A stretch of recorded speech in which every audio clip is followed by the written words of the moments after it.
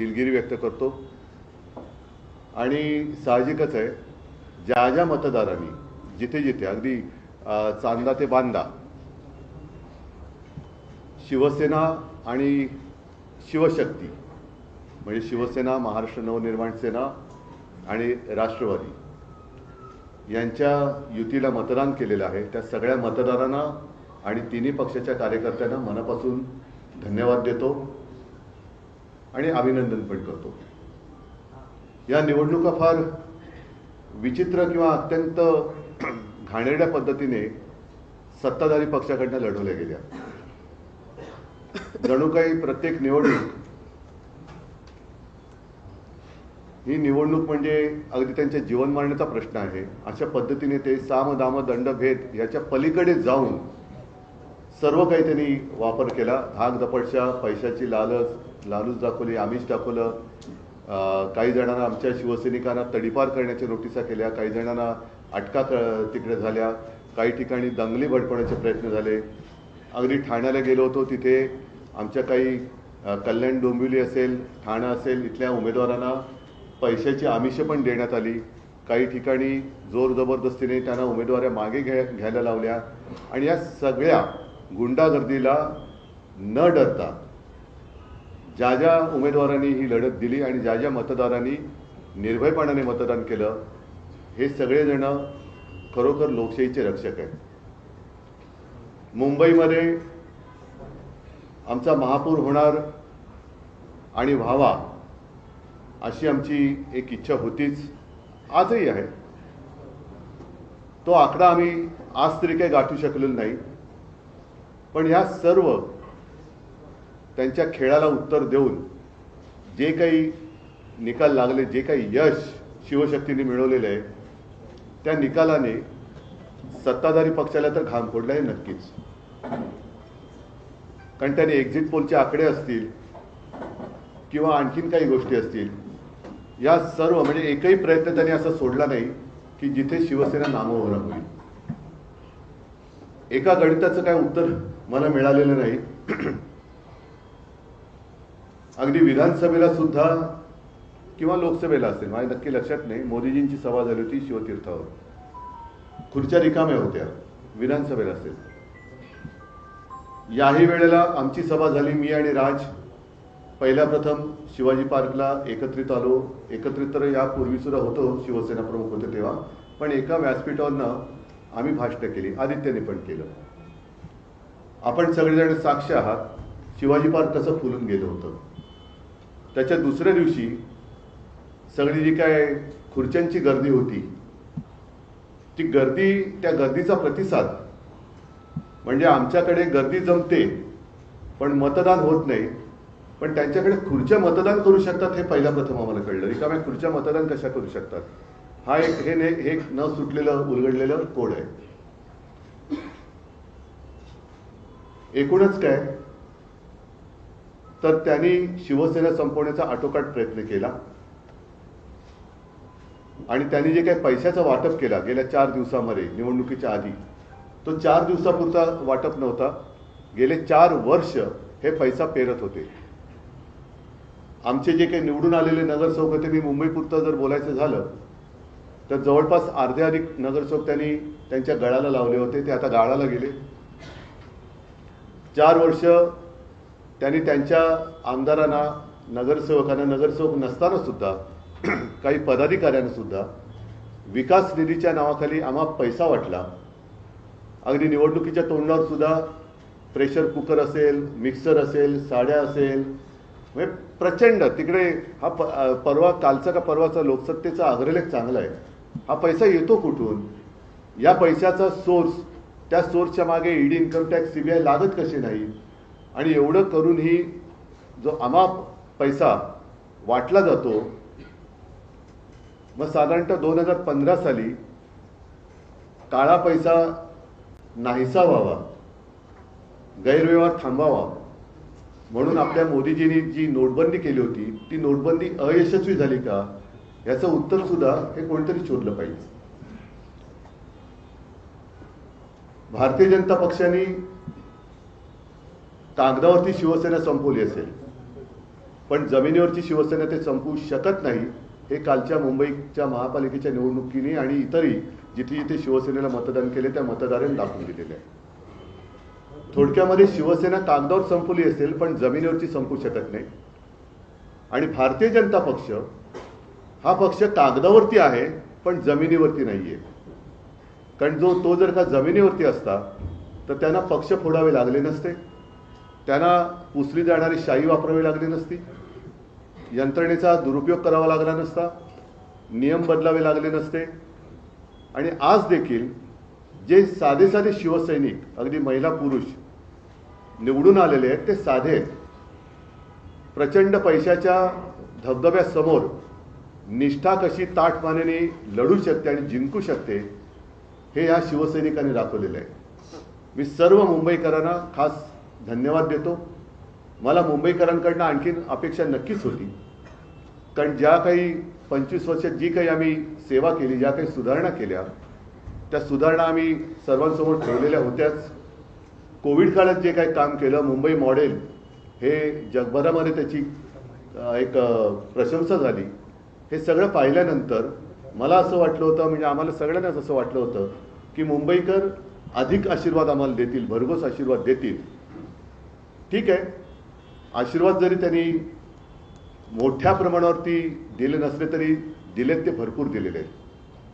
विशेष म्हणजे जे शिवसेनेचे गड आहेत, मराठी पट्टा, या मराठी माणसांनी शिवसेनेवर असलेला त्यांचा आशीर्वादाचा हात हा तसाच ठेवलेला आहे. यापुढे महापालिकेमध्ये आता शिवसेनेचे किंवा सर्वच पक्षांचे लोकप्रतिनिधी हे सभागृहात जाणार आहेत आणि ते गेल्यानंतर मुंबई महापालिकेची तिजोरी यांनी कशी लुटलेली आहे, कसे कसे गैरव्यवहार यांनी केलेले आहेत याचा भांडाफोड तर नक्कीच होईल.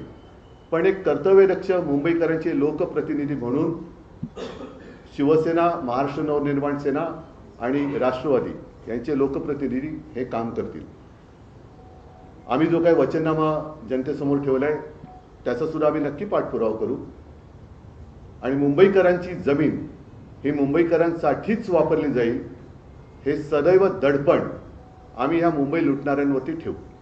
याच्या पुढे आपल्याला काही प्रश्न असतील तर विचारा, मी उत्तर द्यायचा प्रयत्न करेन. माईक फिरवायचं म्हणजे नाही, माईक फिरव का म्हणजे तुम्हाला तुमचा आवाज पण ह्याच्यात येईल. हा माईक चालू करा. हा चालू म्हणजे नाही, हा चालू नाही. हे इथे बटन करे नाही, चालू नाही, बंद.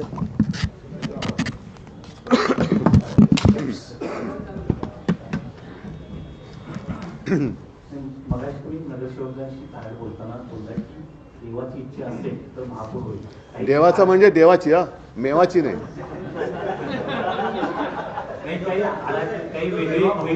नाही नाही, असं नाही. शेवटी आम्ही हरलोय असं काय माझी मानसिकता नाहीच आहे. आम्ही हरलेलो नाहीच आहोत. कारण ज्या पद्धतीने ही निवडणूक ते लढले त्याला तोडीस तोड उत्तर आम्ही दिलेले. थोडाफार फरक आहे, याचा अर्थ लगेच काही. आणि आता त्यांना टेन्शन आहे, कारण शेवटी एकदा फुटलेली, फोडून आणलेली माणसं ही टिकवण्याचं टेन्शन हे फोडणाऱ्याला जास्त असतं. मला नाही आहे टेन्शन. बाळासाहेब ठाकरेंचं जन्मशताब्दी वर्ष आहे, त्यामुळे आम्हाला 2.5 वर्ष महापौरपद देण्यात यावं. तुम्हाला शिंदेच्या शिवसेनेचे नेते करतायत. त्यांचा संबंध काय पण बाळासाहेबांशी? त्यांचा संबंधच नाहीये. उद्धवजी त्यांचे जे नगरसेवक आलेले शिंदेनी ते नगरसेवक निवडून आलेले आहेत, ते आता ताज हॉटेलला इथे काही दिवस ठेवणार आहेत. काय त्यांना भाजपची भीती वाटते. कारण ते जाऊ दे, आता जास्त काही न बोललेलं बरं. कारण ते एकदा फुटलेले लोक कधी फुटू शकतात, सगळ्यांच्या संपर्कात असू शकतात.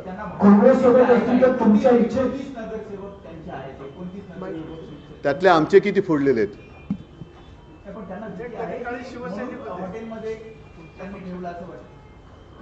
आता ज्यांनी ठेवले त्यांना विचारा.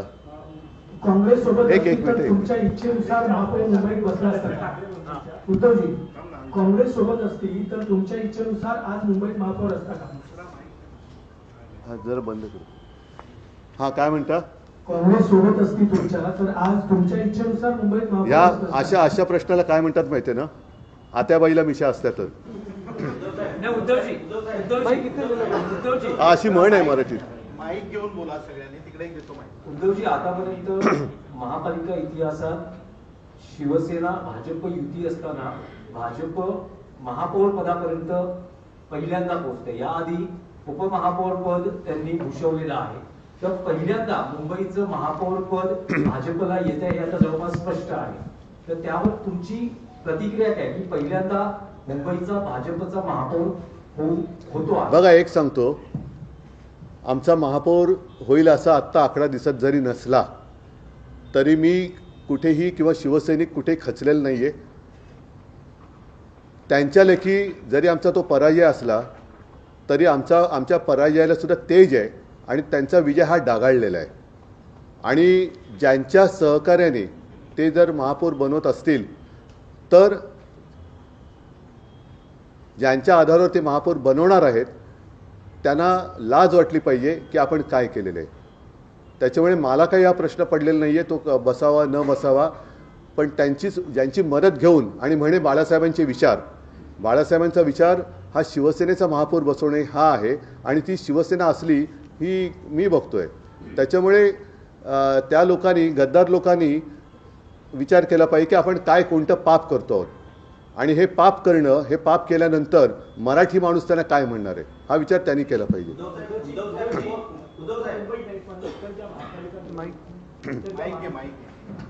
या माईक आवाज येतोय का रे? हा, तर. लांबून पण.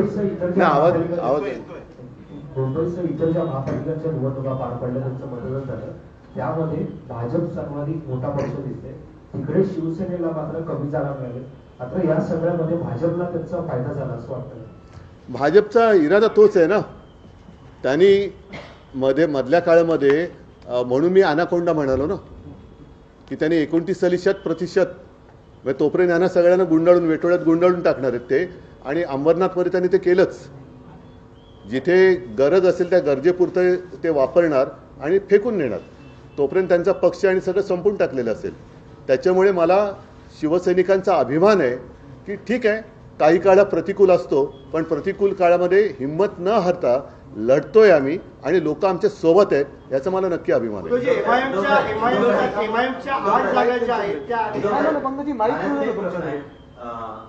उपमुख्यमंत्री शिंदे ज्या प्रभागामध्ये रहिवासी आहेत ते संविधानिक पद नाहीये. ज्या प्रभागामध्ये नाही पण म्हणून कोण असं ते पहिलं नीट सांगा. ते संविधानिक पद नाहीये. शिंदे ज्या प्रभागामध्ये कोण शिंदे? त्यांचा वाढदिवस आहे. शिंदे ज्या प्रभागामध्ये राहत आहेत त्या प्रभागामध्ये तुमच्या उमेदवाराने, ठाकरेंच्या उमेदवारांनी शिंदेच्या उमेदवाराचा करेक्ट काय नाव त्यांचं? कोणाचं? त्या उमेदवाराचं नाही मला माहिती.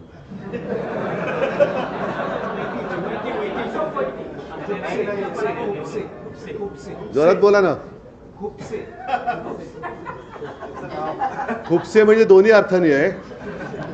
खुपसे काही समजण्यासारखं आहे आणि खुपसे म्हणजे खुपसे. उद्धवजी, जी आकडेवारीचा आवाज आहे खणखणीत, जी आकडेवारी आहे ठाकरे बंधूंची, त्यात असं एक विश्लेषण केलं जात आहे की मनसेची शिवसेना पक्षाला जास्त मदत झाली तुमच्या पक्षाला आणि तुमचे नगरसेवक निवडून आले. तुलनेत मनसेचे तितकं संख्याबळ निवडून आलेल्या नगरसेवकांचं दिसत नाही. नाही, आता हे शिवसेना भवनचा वॉर्ड हा आम्ही दिला ना, त्याने निवडून पण आला. त्याच्यामुळे असं काही नाही आहे की त्यांची आम्हाला झाली आमची त्यांना नाही झाली, असं काही नाही आहे.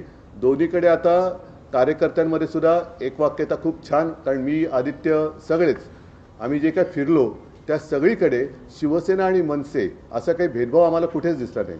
छान एक दिलाने आम्ही लढलेलो आहोत. काँग्रेस चर्चेत पुढच्या झडपीच्या निवडणुका येत आहेत. या झडपीच्या निवडणुकांमध्ये सुद्धा मनसेसोबत तुमचा अलायन्स कायम राहील आणि येणाऱ्या पुढच्या निवडणुकांमध्ये सुद्धा? आम्हाला आधी कालचे आत्ताच माझे नगरसेवक जिंकून आले त्यांचे पेढे खातोय.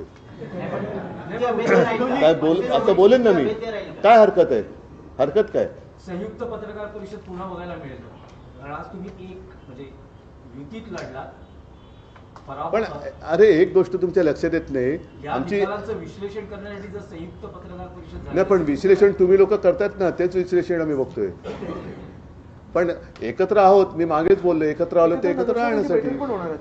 होईल, सगळं होईल, सगळं होईल. नाही, पण उद्धवजी, जी काँग्रेस संपूर्ण महापालिका त्याला काहीतरी जी काँग्रेस संपूर्ण महापालिका निवडणुकीत चर्चेतही नव्हती, त्याचे 28 नगरसेवक आले आहेत. चांगली गोष्ट. तर तुम्ही एकत्रित लढले असते तर आणखी चित्र वेगळं, म्हणजे महाविकास आघाडी आणि मनसे असे मिळून एकत्र लढले असते तर आणखी चित्र वेगळं असतं. या प्रश्नाचं उत्तर मी थोडं वेगळ्याने देईन की जिथे जिथे भारतीय जनता पक्षाचे नगरसेवक निवडून आलेत तिथे त्यांच्या विरोधातल्या सगळ्यांची मतं जर का एकत्र केली तर ती खूप जास्त होते. बरं, दुसरी गोष्ट काय, गेल्या वेळेला आमचे 84 निवडून आलेले, भाजपचे 82 आले होते.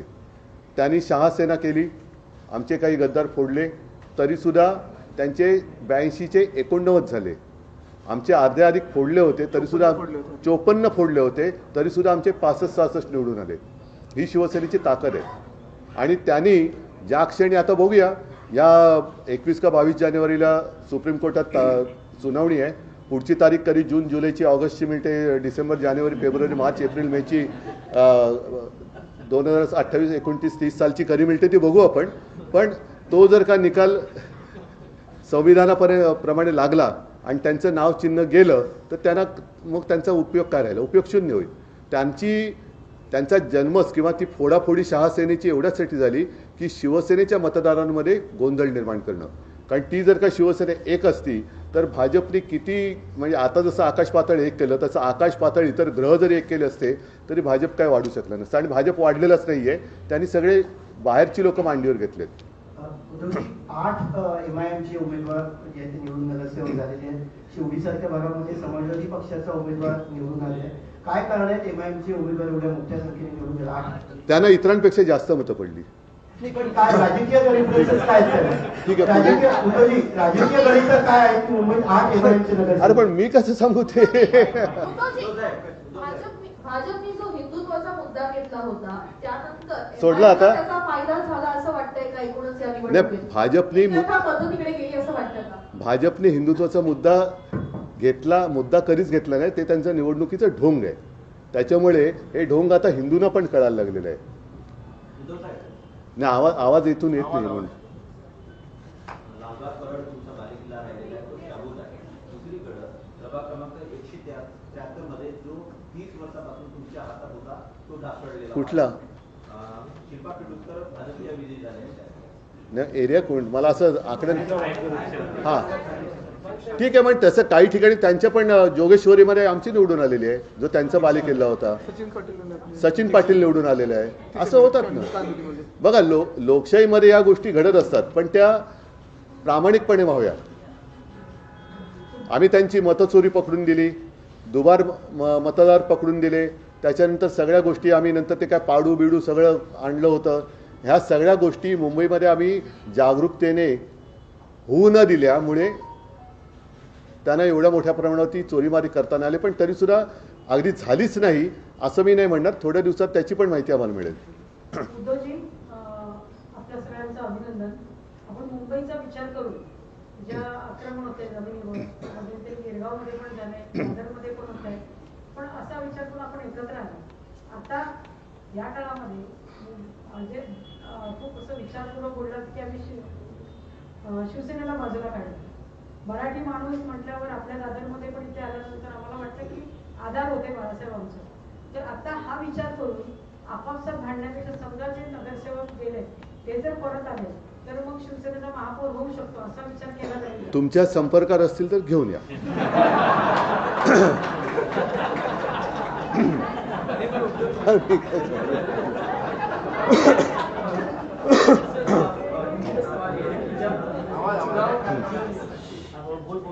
चुनाव प्रचार जब शुरू भी नहीं हुआ था उससे पहले हमने मुंबई में होर्डिंग्स देखी थी जिसमें लिखा गया था, जब चुनाव प्रचार शुरू हुआ था तो उसके पहले मुंबई में कई जगह होर्डिंग्स लगी थी, अब नहीं तो कभी नहीं, यही वक्त है मुंबई को बचाने का, मराठी मानस को साथ आने।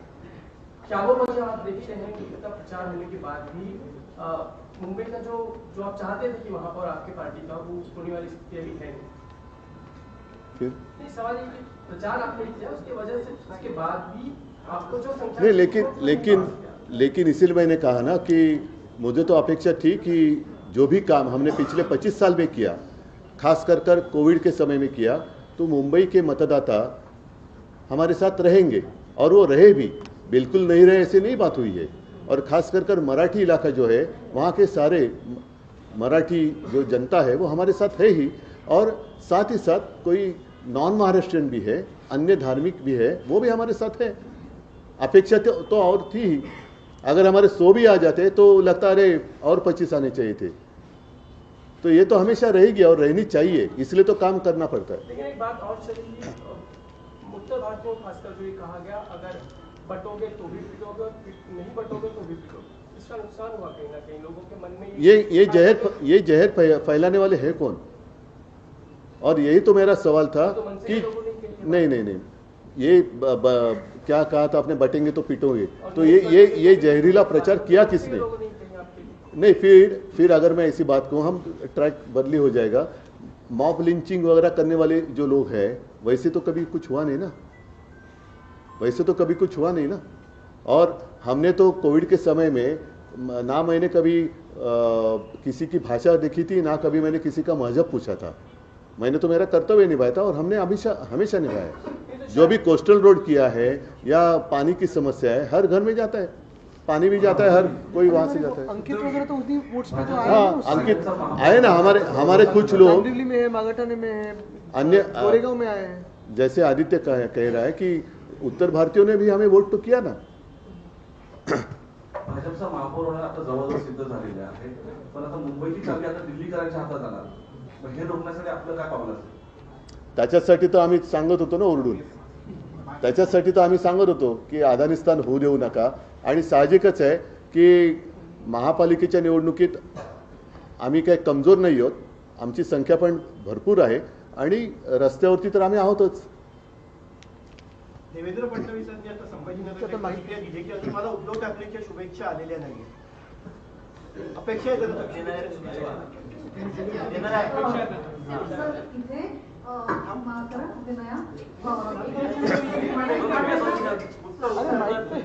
काय माईक फिरवतो ना? देवेंद्र फडणवीसांनी म्हटल्यावर अजून उद्धव ठाकरेंच्या शुभेच्छा आल्या नाही, येणारात का फोन करून शुभेच्छा द्यायला मला मी तेवढा काही खतरूड नाहीये, पण साहजिकच आहे एवढे सगळे त्यांनी कर्मकांड केल्यानंतर आम्ही जी त्याने टक्कर दिले त्याचंही कौतुक त्यांनी केलं पाहिजे। सर, एक प्रश्न असा विचारायचा आहे, ह्या वेळेला राज्य निवडणूक आयोगाकडे ज्या कंप्लेंट्स केल्या गेल्या त्यापैकी एक कंप्लेंट जी नवीन होती ती म्हणजे शाई बद्दलची, इंडेलिबल इंक। आता त्या संदर्भात राज्य निवडणूक आयोगाने सांगितलंय की ज्यांनी हे पुसण्याचा प्रयत्न केला त्यांच्या विरुद्ध आम्ही नाही, अशा निवडणूक आयुक्ताबद्दल विरुद्ध जनता ऍक्शन घेईल। त्यांनी लोकांच्या भावनेशी खेळ करू नये, ते म्हणजे कोणी ब्रह्मदेवाचा बाप नाहीयेत, त्यांनी लोकशाहीचा अपमान करू नये। लोकशाहीचा अपमान केला तर निवडणूक आयुक्तांना सुद्धा शिक्षा करावी लागेल। पण हा इश्यू कितपत सिरियस आहे? नाही, मी दिला ना, आता बोललो नाही, मी उत्तर दिलेलं आहे की त्यांनी लोकभावनेचा अनादर करू नये, संविधानाचा अनादर करू नये। संविधानापेक्षा निवडणूक आयुक्त मोठे नाहीत, ते सुद्धा एक मतदार आहेत, त्यांना सुद्धा मतदानाचा अधिकार असतो। ते जर एका पक्षाला मतदान करू शकत असतील याचा अर्थ ते सुद्धा निष्पक्षपातीपणाने काम करू शकतात का, हा प्रश्न त्यांना विचारायला लागेल। आणि दुसरा प्रश्न असा आहे की राज्यभरातले जे आकडे आले त्याचं एकंदरीत विश्लेषण करता तुम्हाला असं वाटतं का की 2029च्या निवडणुकांसाठीचं हा प्रिव्ह्यू आहे किंवा त्यावेळेला कशी हे एकंदरीत राज्याचं चित्र दिसेल त्याबद्दल हे लक्षण आहे? आपल्या मराठीमध्ये काही म्हणी आहेत, त्याच्यात एक म्हण खूप छान आहे, अति तेथे माती। ह्यांचं आता अति होते त्याच्यामुळे त्याची माती व्हायला वेळ नाही लागणार, म्हणजे 29 सुद्धा खूप लांब झालं। सर, हिंदी में एक सवाल है कि अब महाराष्ट्र में और मुंबई में रिजॉर्ट पॉलिटिक्स जो है वो शुरू हो चुकी है। महापौर को लेकर आप क्या कहेंगे? आप लोग की गिनती हालांकि उतनी नहीं है लेकिन उसके बावजूद कुछ आगे का प्लान अगर आप बता पाए। नहीं, मैं क्या बता सकता हूँ, अभी पहले किसने कहा ना, अभी वो मांग कर रहे हैं। हाँ, तो पहले तय होने दो, 2.5 साल में उनमें जो आए हैं, अगर पहले 2.5 साल महापौर बनेगा क्या, कि फिर और किसी उनकी पार्टी तोड़कर ये महापौर, जैसे मेरी पार्टी तोड़कर मेरा ही मुख्यमंत्री बनाया था, वैसे उनकी पार्टी तोड़कर वो महापौर बनाएंगे क्या? वो देखने जैसी चीज़, अभी इंटरेस्टिंग होगी ये बात। मुझे लगता है कि उनकी पार्टी तोड़कर वो महापौर बनाएंगे, भाजपा महापौर बनाएगी। दुबार मतदानासंदर्भात आपण नेहमीच वोकल होतात, तर आपल्यापर्यंत बूथवरनं दुबार मतदानाच्या काही केसेस आल्या का, कंप्लेंट्स आल्या का तुमच्या कार्यकर्त्यांकडनं, आणि त्याचं पुढे काय? काही ठिकाणी आलेले आहेत, अनेक ठिकाणी मतदार यादीतून नावं नसल्याच्या तक्रारी आल्या आहेत। विशेष म्हणजे गणेश नाईकांचं नाव नव्हतं, हे मी परवाच्या कालच्या पत्रकार परिषदेत पण बोललो। एका मंत्रिमंडळातल्या मंत्र्याचं नाव मतदार यादीत नसणं, त्याला मतदानाच्या दिवशी केंद्र शोधताना टांगा त्याचे दुखतात, हे फार गंभीर आहे।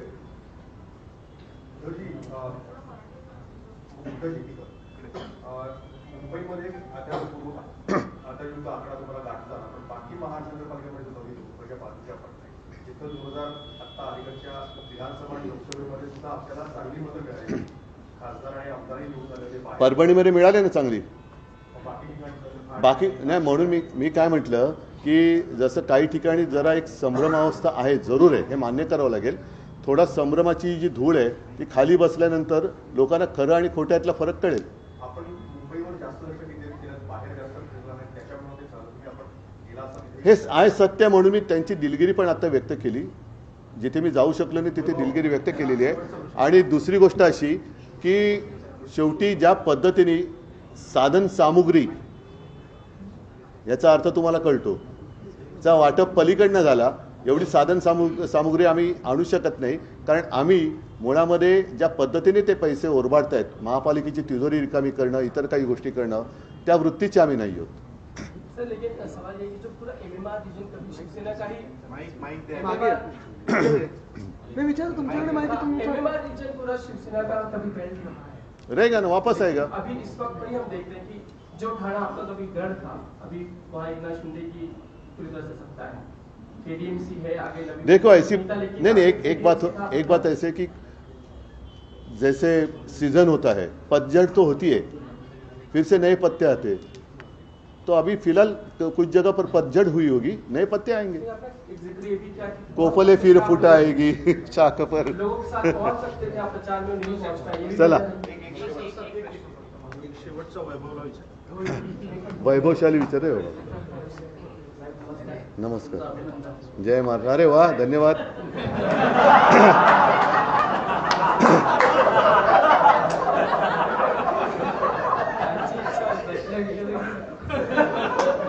नाही विचारलं तरी चालेल।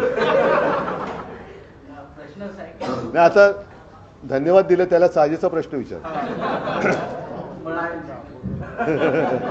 प्रश्न ईव्हीएम वर होता। लोकसभाच्या नंतर त्याच ठिकाणी ईव्हीएम वर संशय घेण्यात आला, विधानसभेनंतर तर ईव्हीएम ऍक्ट आणि दुबार मतदानावर आक्षेप होता। आता महापालिकेत ज्या पद्धतीने तुम्हाला मांडेट मिळालं, आता ईव्हीएम बद्दल तुमचं काय? बघा, एका रात्रीत मत काय बदलू शकत नाही, म्हणजे तसं एका रात्रीत मत बदलायचं असेल तर ईव्हीएम वरतीच तेही मतदान झालं पाहिजे। त्याच्यामुळे आत्ता ह्या सगळ्या गोष्टीचा आम्ही आढावा घ्यायला लागलेलो आहोत। काही ठिकाणी अनपेक्षित निकाल हे नक्कीच लागलेले आहेत। ज्या पद्धतीचं मुंबईमध्ये वातावरण होतं, तुम्ही स्वतः अनुभव केलेला आहे, एक लाट वाटत होती, म्हणजे मतदान एकतर्फी होईल असं चित्र याही वेळेला होतं, विधानसभेच्या वेळेला होतं। पण एका गोष्टीचं मला जरा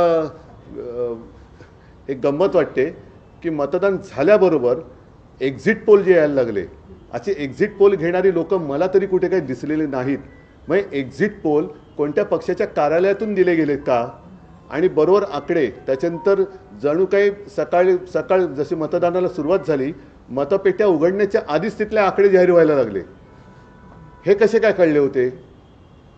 म्हणजे मतपेट्या म्हणजे आम्ही फोन करत होते, नाही साहेब अजून आमच्या मतपेट्याच उघडलेल्या नाही आहेत। अरे पण टी व्हीवर दाखवत आहेत तर नाही, आणि नंतर बघतो तर थोडं वेगळं व्हायला लागलं। त्याच्यामुळे हे सगळं अनाकलनीय हा विषय आहेच। बरं, यावेळेला व्हीव्हीपॅट काढली गेली, म्हणजे एक गोष्टी तुम्ही जास्तीत जास्त गूढ करत चाललेला आहात, आणि हा एक मूळ जो आमचा आक्षेप आहे की बॅलेट पेपरवरती मतदान का व्हायला पाहिजे, कारण मी मतदार आहे, लोकशाहीमध्ये माझ्या मताला ही अमूल्य किंमत आहे। माझं मत हे कुठे जाते ते शेवटपर्यंत कळण्याचा माझा अधिकार तुम्ही हिसकावून घेतलेला आहात, आता त्यावेळेला मला ते असं झूमध्ये जसं एखादा प्राणी दाखवत अशी माझं त्या व्हीव्हीपॅटवरती रिसिप्ट दाखवत होता, तर ती पण नाही दाखवत. म्हणजे तुम्ही त्याच्यापेक्षा मग आणि त्याच्यानंतर ज्या पद्धतीने मुंबईमध्ये गुंडागर्दी करून अर्ज मागे घ्यायला लावत होते, म्हणजे निवडणूक पुढे आता EVM पण नाही राहणार, डायरेक्ट डिक्लेअर होतील. हां, तर त्याच्यामुळे आम्ही आमचं काही मत अजून बदललेलं नाही. काही ठिकाणी जिकडे संशय आहे तिकडे संशय आहे आणि त्याच्याबद्दल सुद्धा जेव्हा आमच्या हाती काही लागेल तेव्हा आम्ही बोलू. ठीक आहे, सगळ्यांना धन्यवाद. हां, नाही आता नको. सर, एक काळ सर्वात मोठी गोष्ट अशी आहे की भाजप मुंबईमध्ये वाढली कशी. एक काळ असा होता की काँग्रेसचे खासदार बाळासाहेबांच्या मदतीशिवाय निवडून येत नव्हते. मुरलीधर असतील, गुरुदास कामत असतील, सुनील दत्त असतील. मग त्यानंतर आता कुठंतरी आपल्या पण काही चुका झाल्या का? भाजप एवढी मोठी विस्तारली मुंबईमध्ये. नाही, त्यांना जाऊ दे, जास्त शब्दात काही मी विचित्र बोलत नाही. पण त्यांना त्यावेळेला मी भाषणात बोललोय की बाळासाहेबांनी त्यांना जर का तेव्हा 2 घास भरवले नसते तर भाजपाचा राजकारणात कुपोषणाने तेव्हाच बळी गेला असता. चला, सगळ्यांना धन्यवाद. जय हिंद, जय महाराष्ट्र.